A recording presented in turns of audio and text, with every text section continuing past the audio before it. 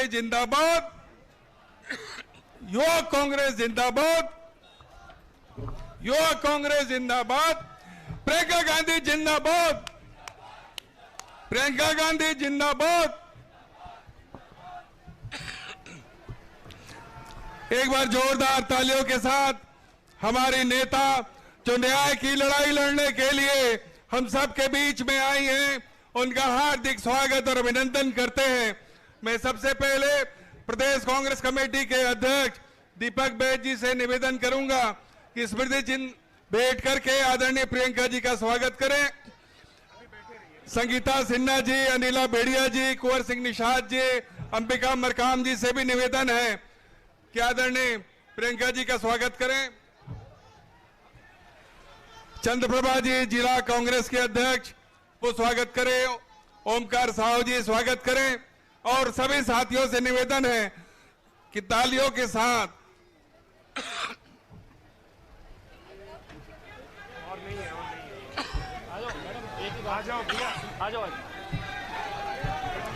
सभी से जोरदार तालियों के साथ स्वागत करें। हमारे बीच में पूर्व मुख्यमंत्री और किसानों की लड़ाई लड़ने वाले भूपेश बघेल जी भी उपस्थित हैं।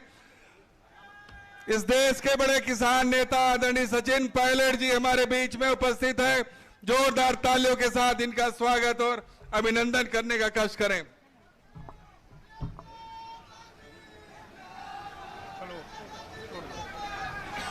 ये पीछे की कुर्सियां थोड़ा गैप दो।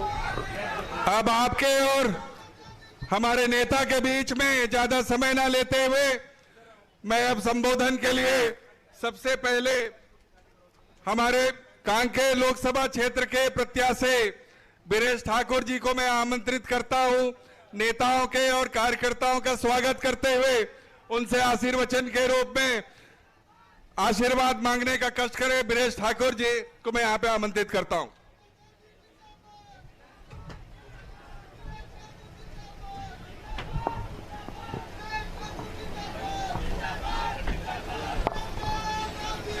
बोलो भारत माता की, छत्तीसगढ़ मातारी की। आज कांकेर लोकसभा क्षेत्र के चुनावी प्रचार में हम सबके बीच हमारे देश के नेता सम्मान्य प्रियंका गांधी जी, छत्तीसगढ़ के प्रभारी सम्मानीय सचिन पायलट जी, छत्तीसगढ़ प्रदेश के पूर्व मुख्यमंत्री सम्मानीय भूपेश बघेल जी,